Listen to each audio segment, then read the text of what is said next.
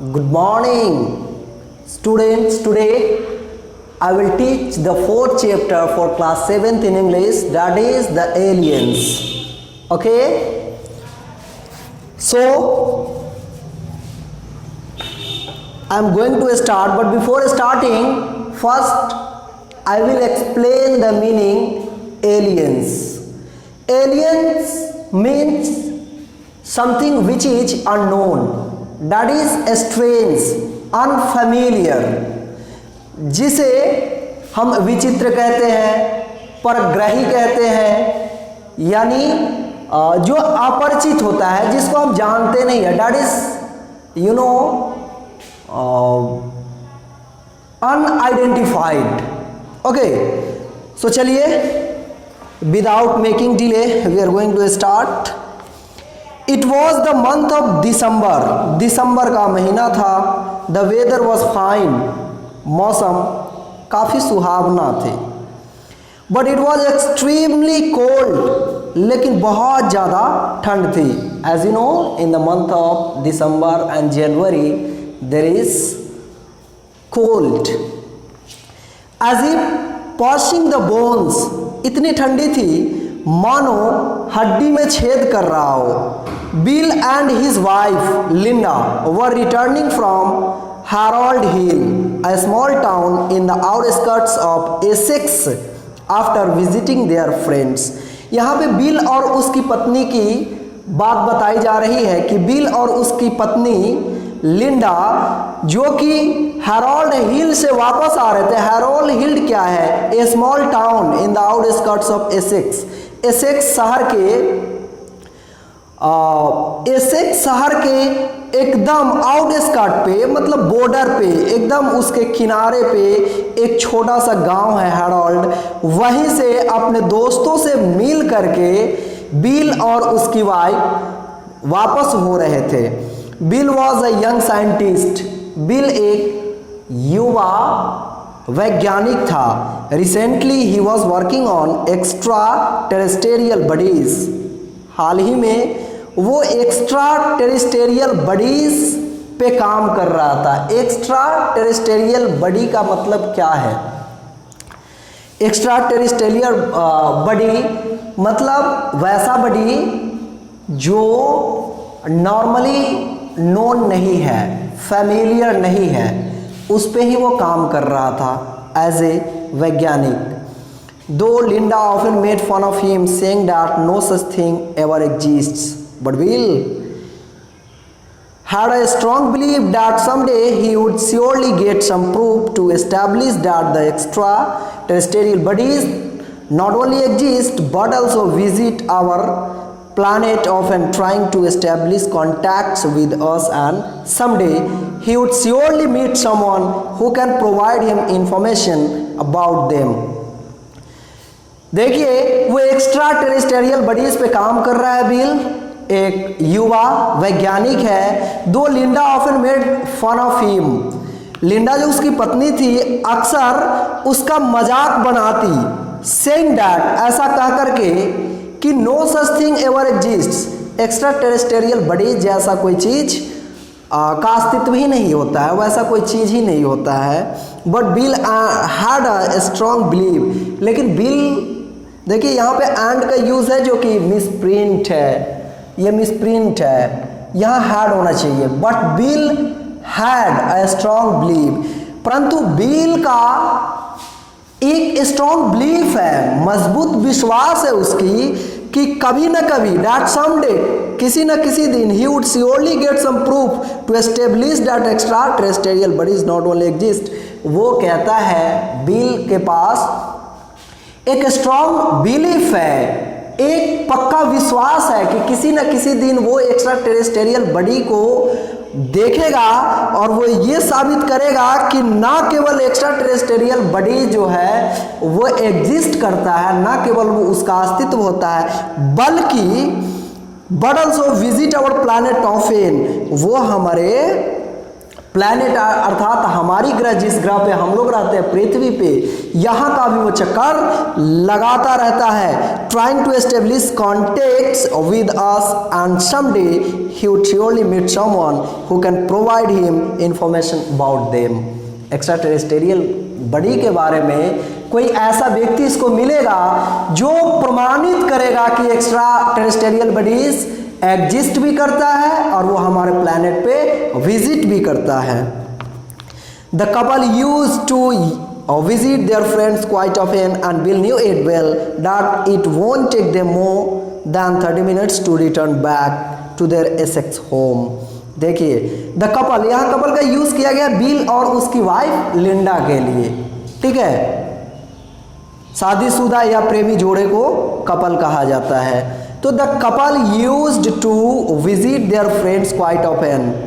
Couple जो अर्थात bill और लिंडा जो थे अक्सर अपने दोस्त के पास घूमने जाते थे। And Bill knew it well, और बिल अच्छी तरह से ये जानता था that it won't take them more than 30 minutes to return back to their Essex home, कि उन्हें अपने दोस्त के घर से अपने घर आने में 30 मिनट से ज़्यादा का समय नहीं लगेगा। Bill was driving the car while Linda was sitting beside. Bill car चला रहा होता है और उसके बगल में लिंडा बैठी होती है जो उसकी वाइफ है। They had hardly crossed half way, वे लोग आधा ही रास्ता तय किया था। When suddenly a bright green light drew their attention.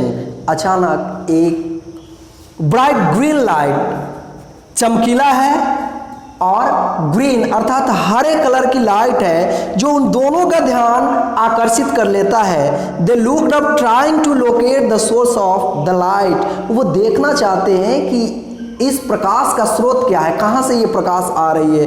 जो ब्राइट ग्रीन लाइट है ये इसका उद्गम कहाँ से हो रहा है, ये कहाँ से ये प्रकाश उत्सर्जित हो रही है। आफ्टर अ फ्यू सेकेंड्स, कुछ ही सेकेंड्स के बाद they saw a round object hovering just above the car. उन लोगों ने कुछ ही सेकेंड में देखा कि उनके कार के ठीक ऊपर मंडरा रहा है, एक गोलाकार थिंग है। The green light was emitting from the round object, और उसी गोलाकार जो ऑब्जेक्ट था उस वस्तु से ग्रीन लाइट इमिट हो रहे थे अर्थात हरे प्रकाश उत्सर्जित हो रहे थे। They were astonished, was it an UFO. वे लोग चकित हुए कि क्या यही अनआइडेंटिफाइड फ्लाइंग ऑब्जेक्ट है। देखिए यहाँ पे यूएफओ का मतलब क्या है। UFO unidentified flying object. Unidentified का मतलब जिसको पहचाना नहीं गया हो, वो आइडेंटिफाइड नहीं किया गया हो। फ्लाइंग यानी उड़ने वाले, ऑब्जेक्ट का मतलब कोई वस्तु, ठीक है। तो वॉज इट एन यूएफओ, क्या यही अनआइडेंटिफाइड फ्लाइंग ऑब्जेक्ट था। Soon they felt a strange pull as if their car was being pulled up by some strong force। अचानक वे एक विचित्र अनुभव करते हैं। वे दोनों ऐसा अनुभव कर रहे हैं कि उनके कार को कोई एक ऐसा बल लग रहा है जिससे उनकी कार खींची चली जा रही है। Bill increased the speed, but the object was still above the car, hovering with a shrill low sound।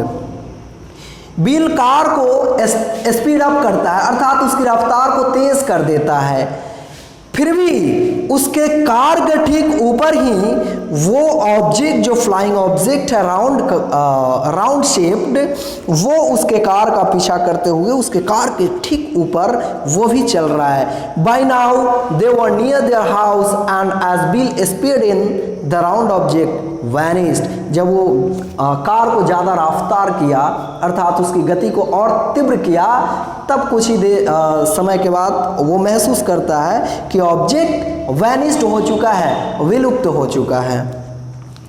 The next morning, अगले ही सुबह, as they were sipping the warm coffee, casting a casual glance on the headlines of the morning newspaper. देखिए next morning, अगले सुबह, as they were shipping, या they is used for Linda and Bill. Bill और Linda दोनों जब क्या कर रहे थे, were sipping the warm coffee, वो गर्म कॉफी का आनंद ले रहे थे, casting a casual glance on the headlines of the morning newspaper. सुबह की अखबार का एक हेडलाइन पे उनकी नजर पड़ती है। They were attracted by the news describing the experience of a man who had also passed through the same trauma as they had faced the previous night. उन लोगों ने न्यूज़पेपर में देखा कि हेडलाइन में लिखी हुई थी, दे वर अट्रैक्टेड, उससे आकर्षित हुए, जो लिखा हुआ चीज़ था उससे आकर्षित हुए दोनों। क्या लिखा हुआ था उसमें, news describing the experience of a man, एक व्यक्ति का अनुभव उसमें व्याख्यात की गई थी, who had also pass through the same trauma, वैसा ही आघात उनके साथ हुआ था, as they had faced previous night, जैसा कि बिल और उनकी पत्नी के साथ गत रात हुई थी। Bill decided to contact the man to know in detail, Bill जो है उस व्यक्ति से डिटेल में जानकारी लेने के लिए उससे कांटेक्ट करना चाहा of his experience. Linda also appreciated the idea and so Bill called up the man seeking a personal meeting। और जो विचार किया था बिल ने कि उस व्यक्ति को मैं कांटेक्ट कर पाऊँ, उस व्यक्ति से मैं मुलाकात कर पाऊँ, और उसने जो एक्सपीरियंस इस न्यूज़पेपर में दिया है, शेयर किया है, उससे मैं एक पर्सनल मीटिंग करूँगा और उसने जो भी अनुभव प्राप्त किया है उस ट्रॉमा से, वो सारी इन्फॉर्मेशन मैं गैदर करूं, शायद उससे मदद हो ताकि मैं एक्स्ट्रा टेरेस्टेरियल बॉडीज़ के बारे में कुछ प्रूफ रख सकूं, कुछ प्रूफ दिखा सकूं। इस विचार को लिंडा जो कि बिल की वाइफ है, उसने भी इस विचार को सराहा, बोला कि अच्छा विचार है, उनसे मीटिंग आपको करनी चाहिए। सो पर्सनल मीटिंग के लिए उसे कॉल किया गया। The meeting was arranged in the evening and Bill invited some scientists of the UFO group as well to be present during the meeting and give the opinion in the matter. अब क्या होता है कि bill उस व्यक्ति को तो personal meeting के लिए बुलाता ही है, किस व्यक्ति को, जिन्होंने एक UFO से जो ट्रॉमा उनके साथ हुई थी उसका एक्सपीरियंस जो उन्होंने पेपर में दिया था, न्यूज़पेपर में दिया था, उस व्यक्ति को पर्सनल मीटिंग के लिए बुलाते हैं। कौन, बिल, जो यंग साइंटिस्ट है, और साथ ही साथ UFO पे काम करने वाले वैज्ञानिकों के एक समूह को भी वो अपने घर पे बुलाते हैं। शाम में मीटिंग रखी जाती है। So in the evening, all the people assembled in Bill's drawing room. सारे लोग बिल के ड्राइंग रूम में पहुंचते हैं। While narrating his experience, the other man Willie said that one afternoon he was sitting alone in a park. Suddenly he spotted some bright object hovering over the park. अब यहाँ Willie कौन है? Willie वही व्यक्ति है जिसने अपना experience newspaper में शेयर किया था। विली कहता है कि वन आफ्टरनून, एक दोपहर, he was sitting along in a park, park में वो अकेला बैठा हुआ था। Suddenly he spotted some bright object hovering over the park, park के ऊपर वो देखता है कि एक चमकीला और बड़ा सा प्रकाश मंडरा रहा है। Slowly the object came lower, धीरे धीरे वो ऑब्जेक्ट नीचे आता है, टच द ग्राउंड, और भूमि के सतह को छू लेता है। He was sure that it was nothing but an UFO। Willie sure था, वो निश्चित ही ऐसा समझ रहा था कि वो ऑब्जेक्ट कुछ और नहीं बल्कि वो UFO है, अर्थात अनआइडेंटिफाइड फ्लाइंग ऑब्जेक्ट है। Suddenly a portion of it opened up and from there came out two strange looking tiny creatures। अब देखिए वो जो फ्लाइंग ऑब्जेक्ट था वो ओपन अप होता है, मतलब एक गेट की तरह खुलता है, और came out two strange looking tiny creatures, दो छोटे छोटे क्रिएचर्स उसमें से निकलते हुए नजर आते हैं। Their whole body was covered with green space suit, there was a little computer like machine fixed in the chest and two antennas were projecting out from their head.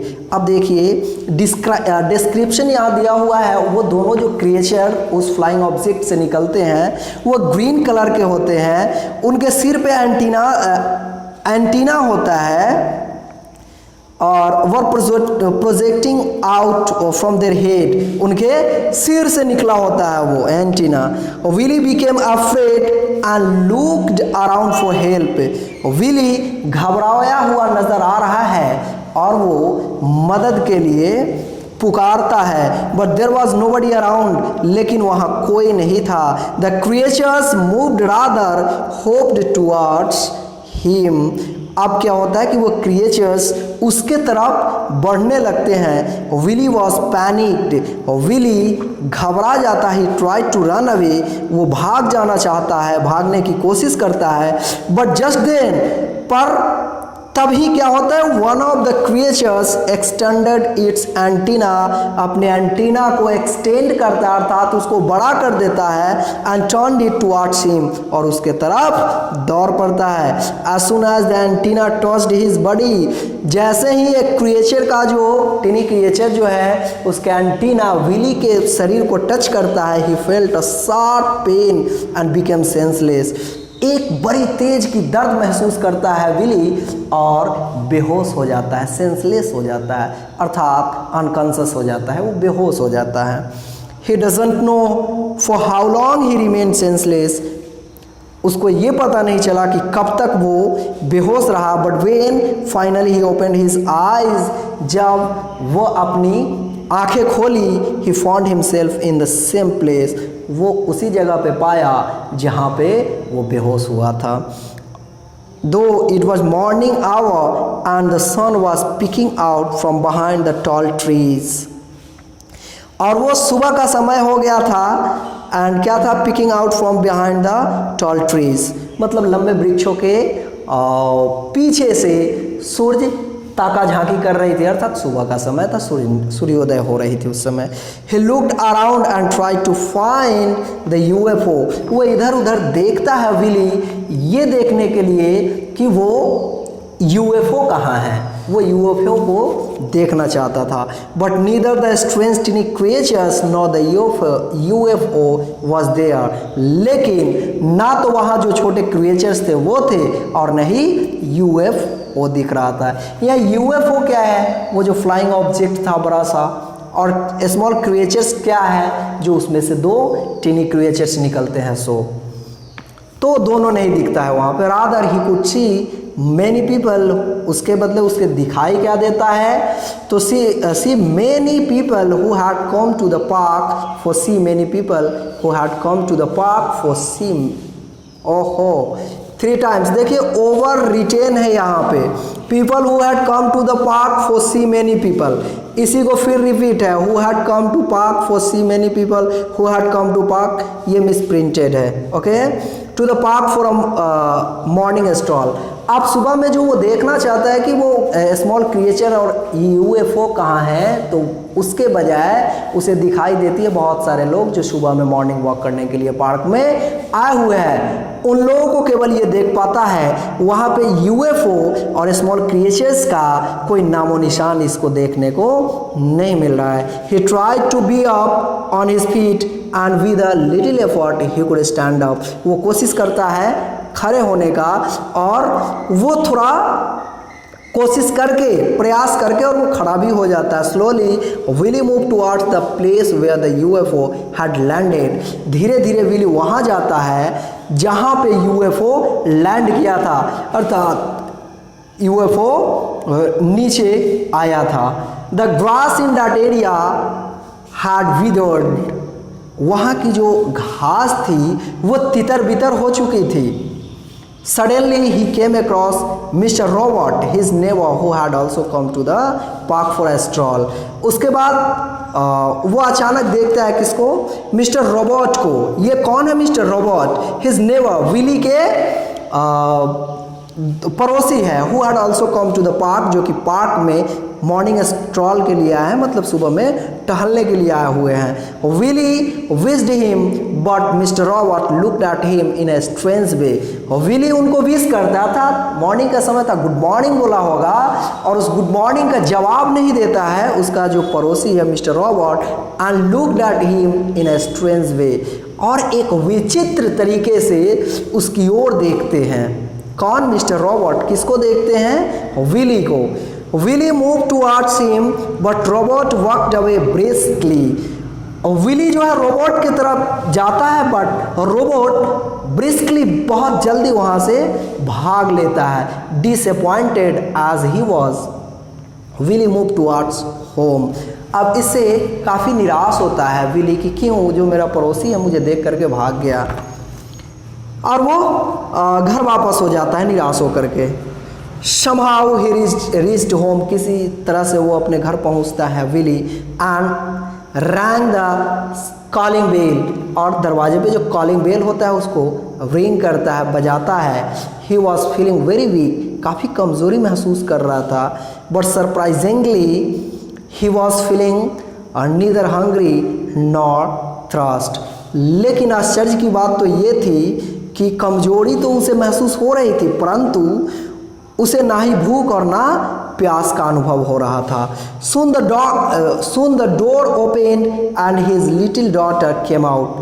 तुरंत दरवाज़ा खुलता है उसके बेल रिंग करने के बाद, और उसकी बेटी दौड़ती हुई आती है। But as soon as she saw her, लेकिन जैसे ही वो अपने पापा को देखती है, she tried to run it, वो भाग जाना चाहती है। और Willie could not understand why everybody was trying to avoid him. अब विली को ये पता नहीं चल रहा कि सारे लोग उससे दूरियां क्यों बना रहे हैं, क्यों उससे दूर होना चाहते हैं। Meanwhile his wife also came out. इसी बीच उसकी पत्नी भी आती है। She was looking at him in such a strange way as if he were from some other planet. उसकी पत्नी भी उसको इस तरह से देख रही थी मानो ये किसी दूसरे ग्रह से आया हो। By now, Willy was at the end of his patience। अब होता क्या है कि विली अपना धैर्य खो देता है, and asked her the reason of such a strange behavior, और अपने पत्नी से ऐसे व्यवहार का कारण पूछता है। When his wife heard him talking, जब उसकी पत्नी उसे बात करते हुए देखती है, her behavior changed completely, वो अपना व्यवहार पूर्ण तरह से बदल देती है। Coming forward, she helped him come in and sit on a sofa in the drawing room। बाहर जाकर के उसकी मदद करता है ड्राइंग रूम तक ले जाने में विली को उसकी वाइफ, और बैठाता है। His little daughter also came near and hugged him। उसकी छोटी सी बेटी भी आती है और उसे गले लग जाती है। On inquiry, his wife told her that the previous night he came home around midnight। पूछे जाने पे वो बताता है अपनी पत्नी को कि गत रात he came home around midnight, कि वो मध्यरात्रि के करीब घर आया। Two strange tiny creatures clad in green space suit like dress were also with him. अच्छा, कि जब वो घर वापस हुए, कौन? विली। तो उनकी पत्नी बता रही है कि जब आप घर वापस आए हो तो उस समय क्या हुआ था? टू स्ट्रेंज टीनी क्रिएचर्स, आपके साथ जो दो छोटे छोटे क्रिएचर्स आए थे, clad in green space suit like dress, लग रहा था कि ग्रीन कलर का उसका ड्रेस है, और ऑल्सो विद हिम, आपके साथ वो भी था। He went straight into the bedroom and lay down on the bed. वो दोनों सीधा बिछावन पे गया और सो जाता है। While the little creatures roamed about in the room. अच्छा, मतलब विली बिछावन पे सो जाता है और वो दोनों क्रिएचर है उसके आसपास मंडरा रहे हैं। When she came to ask for coffee, he said nothing। जब उसकी पत्नी उसे कॉफ़ी के लिए पूछता है, वो जवाब कुछ भी नहीं देता। She was shocked to see that his color had turned green and two antennae like tentacles like the tiny creatures had also come out on his head। वो काफ़ी आश्चर्य करती है कि जिस तरह से वो छोटे क्रिएचर्स के दो एंटीनास थे, और विली के सिर पे भी दो एंटीनास हो गए थे, और इसका भी कलर ग्रीन हो चुका था। सी टर्न्ड आउट इन फियर, वो डर करके, and the door was door was shut behind her with a loud bang. When after some time she somehow managed her fear and tried to look into his room, she was surprised to find nobody inside. She pushed the door and entered his room. The room was empty, but a green bright metal piece in which something was inscribed in an unknown language कि जब सुबह होता है उसी कमरे में जाती है देखने के लिए, तो विली तो वहाँ पे पाए जाते हैं, परंतु बाकी दोनों जो टीनी क्रिएचर्स थे वो दिखाई नहीं देते हैं। और उनके जगह पे इन विच समथिंग वाज इंस्क्राइब्ड, अच्छा एम्प्टी बट अ ग्रीन, दो मेटल दिखाई दे रहा है जो ब्राइट मेटल पीस है, इन विच समथिंग वाज इंस्क्राइब्ड, जिस पे कुछ लिखा हुआ था, इन एन अननोन लैंग्वेज, जो कि एक अपरिचित भाषा में लिखी हुई थी। Was lying on his bed, उसी के बिछावन पे वो दोनों मेटल पड़े थे। One of the scientists interrupted Willie and asked if he had the metal piece with him. कई वैज्ञानिक थे, वैज्ञानिकों के समूह में से एक वैज्ञानिक विली को बीच में ही रोकता है और कहता है क्या आपके पास वो मेटल है, वो धातु का टुकड़ा आपके पास है? विदाउट अ वर्ड, बिना कोई शब्द के Willie put his hand in the pocket and took out a bright shining metal piece. उस शाइनिंग मेटल पीस को बिना कुछ कहे हुए अपने पॉकेट से निकालता है। The scientist almost grabbed it from Willie's hand, और साइंटिस्ट उसको दबोच लेता है विली के हाथों से, and try to read the writing, और उस लिखावट को पढ़ने की कोशिश करता है, बट इन वेन, लेकिन बेकार की कोशिश थी, अर्थात वो पढ़ नहीं पाता है। He kept it with him trying to decode the message, उसको रख लेता है कि इसको मैं डिकोड करके देखूंगा, हो सकता है कहीं इस लैंग्वेज का पता चल पाए।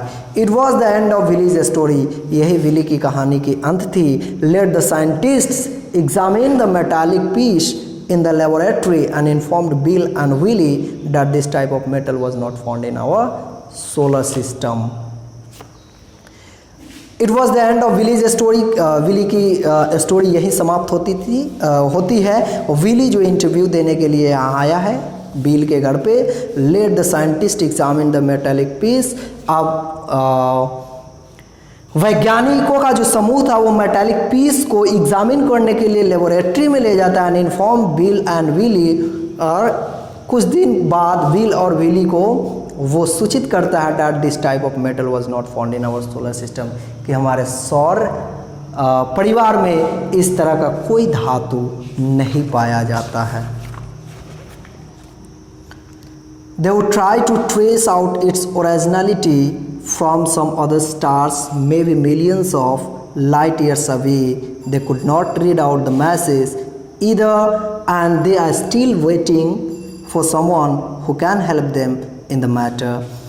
वो काफ़ी कोशिश किए, they would try to trace, ये पता करने के लिए its originality, इसकी ओरिजिन क्या है, इसकी स्रोत क्या है, कहाँ से ये आया। फ्रॉम सम अदर्स स्टार्स, कुछ दूसरे स्टार से भी उसे तुलना किया गया। Maybe millions of light years away, जो कि लाखों वर्ष पहले हुआ करते थे।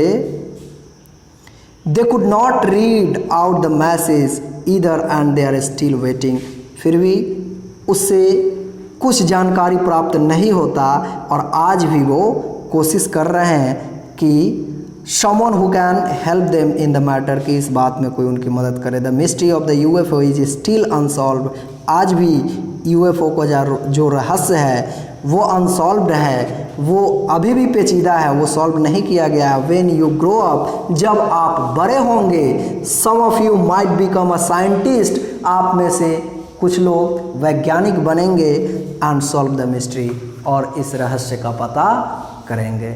That's all my dear students. Now you have to try to answer